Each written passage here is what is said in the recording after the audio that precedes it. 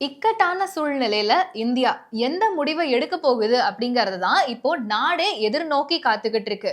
இன்னொரு பக்கம் பாகிஸ்தான் மேல இன்னொரு தாக்குதல் நடத்துறதுக்கான வாய்ப்புகள் இருக்கா அப்படிங்கிற மாதிரியான ஒரு பரவலான தகவலும் போய்கிட்டு இருக்கு. சோ என்னதான் நடக்குது அப்படிங்கறத டீடைலா பார்க்க போறோம். வணக்கம் and welcome to the show day today with me DD. இன்னைக்கு நாட்டுல என்ன நடக்குதுன்னு தெரிஞ்சுக்கலாமா?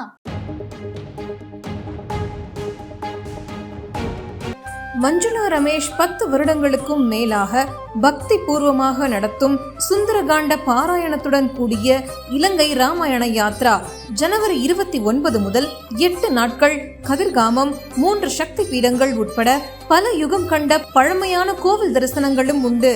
தொடர்புக்கு 9443761136.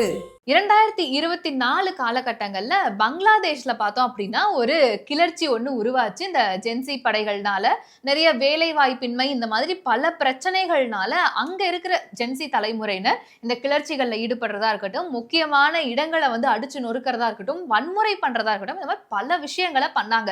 இதனால அங்க பிரதமரா இருந்த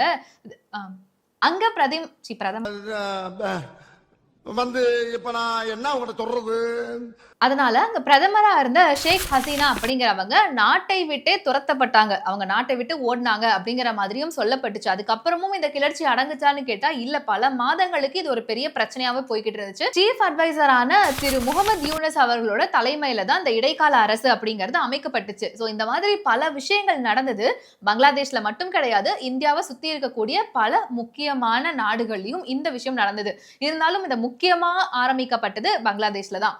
இப்ப பார்த்தோம் அப்படின்னா அது அடுத்த ஒரு ஸ்டெப்பை நோக்கி போயிருக்கு. இந்த முன்னாள் பிரதமரான ஷேக் ஹசீனா அப்படிங்கிறவங்க நாடு கடத்தப்பட்டது இந்தியாவுக்கு தான். சோ அவங்க இந்தியாவில தான் தஞ்சம் புகுந்திருக்காங்க. இந்தியா தான் அவங்களுக்கு அடைக்கலம் கொடுத்திருக்கு. இவங்க மேல ஏற்கனவே பல குற்றச்சாட்டுகள் வைக்கப்பட்டுச்சு. முக்கியமா பார்த்தோம் அப்படின்னா இந்த கிளர்ச்சி ஏற்பட்டப்போ இந்த போராட்டக்காரர்கள் இருக்காங்க இல்லையா, இவங்களை கண்டதும் சுடும் உத்தரவு அப்படின்ற ஒரு விஷயத்த கொடுத்திருந்தாங்க. இதனால பார்த்தோம் அப்படின்னா கிட்டத்தட்ட 1000க்கும் மேற்பட்டோர் இறந்து போனாங்க, 22,000க்கும் மேற்பட்டோர் காயம் அடைஞ்சாங்க அப்படிங்கிற மாதிரியான ஒரு பெரிய குற்றச்சாட்டு வைக்கப்பட்டுச்சு. அரசாங்கத்தை எதிர்த்து போராடுறாங்க மக்கள் அப்படிங்கிற ஒரே காரணத்துக்காக தன்னுடைய சொந்த மக்களை கண்டதும் சுடும் உத்தரவை ஒருத்தவங்க கொடுத்திருக்காங்க அப்படின்னா இதை ஏத்துக்கவே முடியாது அப்படிங்கறது அங்க இருக்கக்கூடிய மக்களுடைய கொந்தளிப்பை அதிகப்படுத்துற விஷயமா இருந்தது.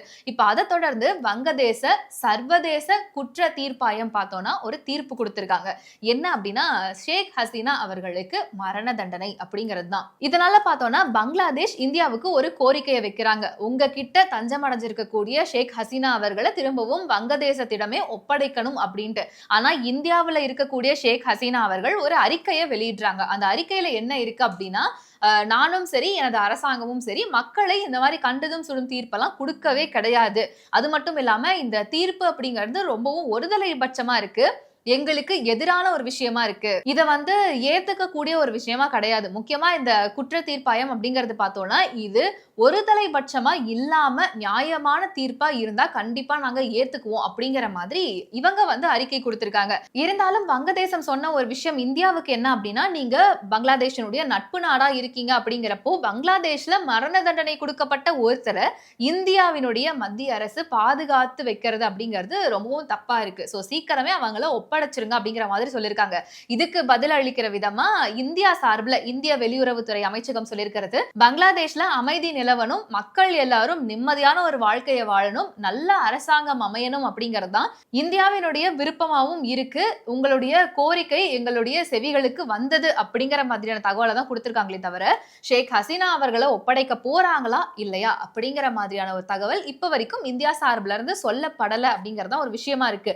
சரி, இப்ப நமக்கு ஒரு டவுட் வரும், ஷேக் ஹசீனா அவர்கள் இந்தியாவுக்கு வந்துட்டாங்கன்றப்போ எப்படி அவங்களுக்கான தண்டனை அப்படிங்கிறது பங்களாதேஷ்ல கொடுக்கப்பட்டுச்சு அப்படின்னு பார்த்தோம்னா இன்டர்போல் அப்படிங்கிறது மூலமா தான். இன்டர்போல் அப்படிங்கிறது சர்வதேச குற்றவியல் காவல் அமைப்பு. இதுல கிட்டத்தட்ட பார்த்தோம்னா 194 உறுப்பு நாடுகளினுடைய காவல் படை இதுல இணைஞ்சிருப்பாங்க. இதுக்கான முக்கிய காரணம் என்ன அப்படின்னா, அந்த நாட்டினுடைய குற்றவாளிகள் வேறு நாட்டுல இருக்காங்க அப்படின்னா இந்த இன்டர்போல் மூலமா அவங்க கனெக்ட் பண்ணி இவங்க அந்த குற்றவாளியை கூட்டிட்டு வரலாம் அப்படிங்கிறதுக்காக தடுக்கிறதுக்காக கொண்டு வரப்பட்ட ஒரு அமைப்பு தான் இது. இப்ப இந்த இன்டர்போல் மூலமா தான் இந்த தீர்ப்பை கொடுத்து இந்தியாவையும் தொடர்பு கொள்ள பங்களாதேஷ் முயற்சி செஞ்சுக்கிட்டு இருக்காங்க அப்படிங்கிற மாதிரியான ஒரு தகவல் வெளிவந்திருக்கு. இப்போ இந்தியாவுக்கு என்ன பிரச்சனை அப்படின்னு பார்த்தோம்னா, ஷேக் ஹசீனா அவர்கள் மேல பங்களாதேஷ் சார்பில் வைக்கப்படுற முக்கியமான குற்றச்சாட்டு என்ன அப்படின்னா, மனித இனத்துக்கு எதிராக ஒரு குற்ற சம்பவம் செஞ்சிருக்காங்க, அதுக்காக தான் இந்த மரண தண்டனை அப்படிங்கிற மாதிரி சொல்லியிருக்காங்க.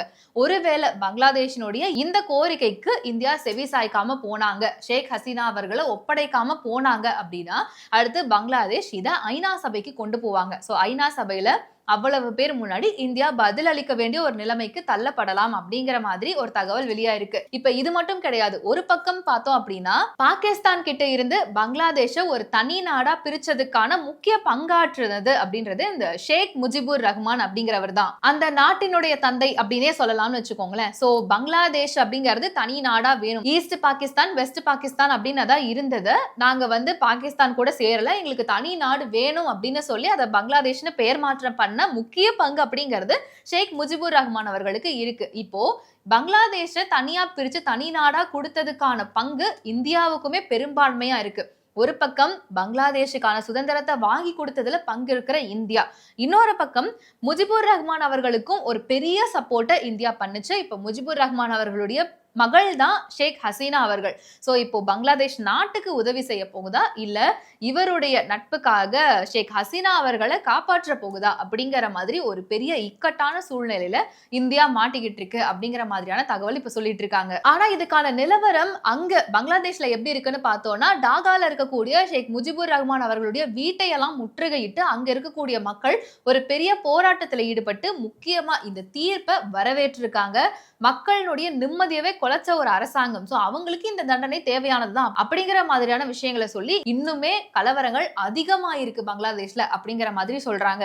சோ இந்தியா என்ன மாதிரியான ஒரு நிலைப்பாடை எடுக்க போகுது, எப்படி அவங்க பதில் சொல்ல போறாங்க அப்படிங்கறத பொறுத்திருந்து பார்க்கலாம். டெல்லியில் நடந்த பாம் பிளாஸ்ட், அந்த பாம் பிளாஸ்ட் அப்படிங்கிறது தற்கொலை படை தாக்குதல் தான் அப்படிங்கிறது என்ஐஏ அதிகாரிகளால ஊர்ஜிதமா சொல்லப்பட்டிருக்கு. இதுல கைது செஞ்ச முக்கியமான ஒரு சில நபர்கள்ல ஒரு 3 பேரை விடுவிச்சிருக்காங்க. ஏன்னா அந்த தற்கொலை படை தாக்குதல்ல ஈடுபட்ட உமர் அப்படிங்கிற நபருக்கும் இவங்களுக்கும் எந்த விதமான தொடர்பும் இல்லை அப்படிங்கறதுனால இவங்களை விடுதலை செஞ்சிருக்காங்க அப்படிங்கிற மாதிரி சொல்லியிருக்காங்க. இருந்தாலும் இந்த விஷயம் அப்படிங்கிறது இந்தியாவையே தழகீழா மாத்தின ஒரு விஷயமா இருக்கலாம். ஏன்னா இந்தியாவினுடைய தலைநகர்ல இந்த மாதிரி ஒரு பாம் பிளாஸ்ட் நடந்திருக்கு, அதுவும் தற்கொலை படை தாக்குதல் அப்படிங்கிறது ஏத்துக்கவே முடியாத ஒரு விஷயமா இருக்கு. ஏற்கனவே 12 பேர் இறந்து போயிட்டாங்க அப்படின்னு சொல்லப்பட்ட நிலையில இன்னைக்கு 15 பேர் இறந்து போயிருக்காங்க.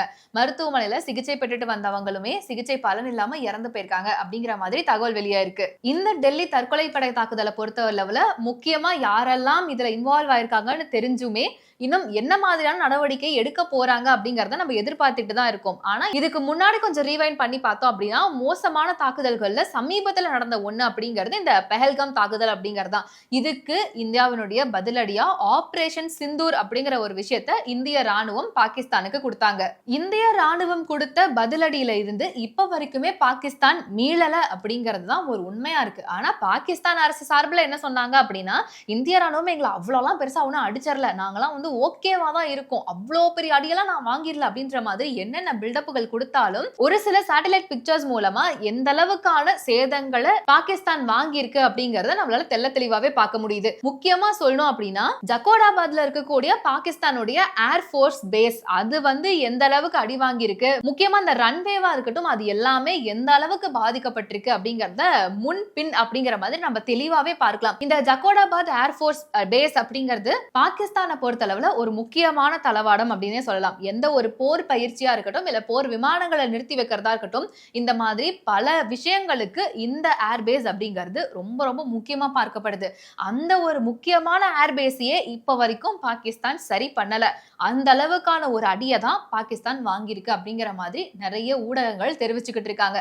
அதை தொடர்ந்து இப்போ பார்த்தோம் அப்படின்னா, சமீபத்துல சாணக்கியா டிஃபென்ஸ் டயலாக் அப்படிங்கிற ஒரு ஈவெண்ட் நடந்துச்சு. அந்த ஈவெண்ட்ல கலந்துகிட்ட ராணுவ தலைமை தளபதியான ஜெனரல் உபேந்திரா திவேதி என்ன சொல்லியிருக்காரு அப்படின்னா, ஏற்கனவே பெஹல்காம் தாக்குதல், இந்த ஆபரேஷன் சிந்தூர் இது எல்லாத்தையும் பத்தி உங்களுக்கு தெரியும். ஆனா எதிர்காலத்திலயும் பாகிஸ்தான் இதே மாதிரி பொறுப்பற்ற முறையில நடந்துகிட்டாங்க அப்படின்னா பாகிஸ்தான் மேல மீண்டும் ஒரு தாக்குதல் நடத்தப்படும். அதுவும் எந்த அளவுக்கு இருக்கும்னா, பாகிஸ்தானால கற்பனை கூட செஞ்சு பார்க்க முடியாத அளவுக்கு ஒரு மோசமான விளைவுகள் இருக்கும். ஏன்னா பெஹல்காம் தாக்குதல்லே இந்த ஆபரேஷன் சிந்தூர் அப்படிங்கிறது நடந்த தினமும் மொத்தமா 88 மணி நேரம் தான். இந்த 88 மணி நேரத்துக்குள்ள பாகிஸ்தான் எவ்வளவு விஷயங்களை இழந்தாங்க அப்படிங்கிறது உலகத்துக்கே தெரியும். ஆனா மறுபடியும் இந்தியாவை அவங்க ஏதாவது டார்கெட் பண்றாங்க, ஏதாவது ஒரு பிரச்சனை பண்ணணும்னு நினைக்கிறாங்கன்னா அந்த தாக்குதலுக்கான பதில் தாக்குதல் அப்படிங்கிறது 4 மாதமா இருக்கலாம், 4 வருடங்கள் வரைக்கும் கூட நடக்கலாம். மேப்லயே ஏதாவது ஒரு மாற்றம் ஏற்படுறதுக்கான விஷயங்கள் கூட நடக்கிறதுக்கான வாய்ப்புகள் இருக்கு அப்படிங்கிற மாதிரி தெரிவிச்சிருக்காரு. मैं तो ये कहना चाहूंगा कि मूवी शुरू भी नहीं हुई थी, सिर्फ एक ट्रेलर दिखाया गया था और ट्रेलर के बाद 88 घंटे में वो ट्रेलर खत्म हो गया था. तो आगे आने वाले हालात कैसे होंगे ये इसके बारे में हम पूरी तैयारी करके बैठे हुए हैं और अगर कोई ऐसा हमें मौका देता है पाकिस्तान तो हम उसको भरपूर एक शिक्षा प्रदान करना चाहेंगे उसको कि कैसे एक जिम्मेवार नेशन को अपने पड़ोसियों से बिहेव करना चाहिए. இது பாகிஸ்தானை பொறுத்தளவுல ஒரு பெரும் எச்சரிக்கையா தான் பார்க்கப்படுது. ஏன்னா ஆபரேஷன் சிந்தூர் அப்படிங்கிறது எந்த அளவுக்கு ஒரு மோசமான விளைவுகளை பாகிஸ்தானுக்கு கொடுத்துச்சு அப்படிங்கிறதுக்கான ஒரு பெரிய எடுத்துக்காட்டே இந்த பிக்சர்ஸ் எல்லாம் பார்த்துட்டு இருக்க மாதிரி இன்னுமே அவங்க எதையும் ரெக்கவர் பண்ணல அப்படிங்கறதுதான். அதுக்கான பினான்சியல் ஸ்டேட்டஸ் அவங்கள்ட்ட இல்லாம இருக்கலாம். இந்த மாதிரி பல காரணங்கள் இருந்தாலும் பாகிஸ்தான் இன்னும் அதெல்லாம் சரி செஞ்சுக்கல. அப்படிங்கிறப்போ நீங்க அமைதியா இருக்கிறது தான் உங்களுக்கு நல்லது. மீண்டும் எதையாவது ஒண்ணு பண்ணணும்னு நீங்க கொஞ்சம் யோசிச்சீங்க அப்படின்னா கூட நீங்க கற்பனையிலும் நினைச்சு பார்க்க முடியாத ஒரு விளைவுகளை நீங்க சந்திப்பீங்க அப்படிங்கிற மாதிரியான ஒரு கடும் எச்சரிக்கையை தான் இந்திய ராணுவம் பாகிஸ்தானுக்கு கொடுத்திருக்கு அப்படிங்கிற மாதிரியான ஒரு புரிதலா கூட நாம இதை எடுத்துக்கலாம். இருந்தாலும் இப்போ உலகம் முழுக்க பேசப்பட்டுக்கிட்டு இருக்க ஒரு விஷயம், இந்தியாவை பொறுத்தளவுல பங்களாதேஷுக்கு இவங்க சப்போர்ட் பண்ண போறாங்களா இல்ல ஷேக் ஹசீனா அவர்களை இவங்க காப்பாற்ற போறாங்க அப்படிங்கறத ஒரு பெரிய கேள்விக்குறியா போய்கிட்டு இருக்கு. ஓவராலா இத பத்தி நீங்க என்ன நினைக்கிறீங்க அப்படிங்கறத மறக்காம கமெண்ட்ஸ்ல சொல்லுங்க. இன்னும் இந்த மாதிரி நிறைய அப்டேட்ஸ் நீங்க தெரிஞ்சுக்கணும் அப்படின்னா நம்ம பேசு தமிழா பேசு வெப்சைட் இப்போ ஆக்டிவா இருக்கு. அதோட லிங்க் டிஸ்கிரிப்ஷன்ல தரேன், மறக்காம செக் பண்ணி பாருங்க. டாடா பாய். உலக தமிழ் சொந்தங்களுக்கு வணக்கம். நான் ராஜவேல் நாகராஜன். பேசு தமிழா பேசு வலையொலியுடைய வளர்ச்சிக்கு நீங்களும் உறுதுணையா இருக்கணும்னு நினைச்சீங்கன்னா இந்த வீடியோடைய டிஸ்கிரிப்ஷன்ல இருக்கக்கூடிய ரேசர் பே லிங்கை கிளிக் பண்ணுங்க. அந்த லிங்க்ல போயிட்டு உங்களுக்கு விருப்பமான தொகையை பேசு தமிழா பேசுவனுடைய வளர்ச்சிக்கு உங்களுடைய பங்களிப்பாக நீங்கள் கொடுக்கலாம். நன்றி, வணக்கம். ரேபிஸ் உள்ள வந்துடுச்சுன்னா அதோட அறிகுறிகள் ஆரம்பிச்சிருச்சுன்னா அதுக்கு ட்ரீட்மெண்ட்டே கிடையாது. 100% மரணம். பாதுகாப்பு இல்லாத உடலுறவு வைக்கும் பொழுது இந்த மருக்கள் பாதிக்கப்பட்ட நபர் கிட்ட இருந்து இன்னொருத்தருக்கு ஈஸியா பரவலாம். ஃபர்ஸ்ட் நமக்கு சுகர் இருக்கான்றதை செக் பண்ணிக்கணும். சுகர் இருக்கக்கூடிய நிறைய நபர்களுக்கும் கண்ணெரிச்சல் ஏற்படும். 2-3 பேர் at 20A டயபெட்டிஸ் வரக்கூடிய வாய்ப்பு இருக்கு. இதை ராத்திரி 8 மணிக்கு மேல இவங்க ரெகுலரா சாப்பிட ஆரம்பிச்சாங்கன்னா, சைக்கிளிங் பண்றவங்களுக்கு நான் எழுதியே தரலாம், ஹார்ட் ப்ராப்ளம் வராது அப்படின்னு. பேசு தமிழா பேசு சேனலுக்கு ஆதரவு தந்து கொண்டிருக்கக்கூடிய பார்வையாளர்களுக்கு வணக்கம். அரசியல் ஆன்மீகம்னு மட்டும் இல்லாம இப்போ ஹெல்த்லயும் நம்ம வந்தாச்சு. ஹெல்த் சம்பந்தமான பிரச்சனைகளுக்கும் ஹெல்த் டிப்ஸுக்கும் ஹெல்த் கேருக்கும் இல்ல ஹெல்த் பத்தி ஏதாவது தெரிஞ்சுக்கணும் அப்படின்னு நினைச்சீங்கன்னா ஹெல்த் குரு சேனல் கண்டிப்பா உங்களுக்கு யூஸ்ஃபுல்லா இருக்கும். பேசு தமிழா பேசு சேனலுக்கு கொடுக்கக்கூடிய இதே சப்போர்ட்டை ஹெல்த் குரு யூடியூப் சேனலுக்கும் கொடுத்து அந்த சேனலை சப்ஸ்கிரைப் பண்ணி உங்க நண்பர்களுக்கு ஷேர் பண்ணும்படி கேட்டுக்கிறோம். நம்ம ஹெல்த் குரு சேனலோட லிங்கை டிஸ்கிரிப்ஷன்ல தரோம், மறக்காம செக் பண்ணி பாருங்க.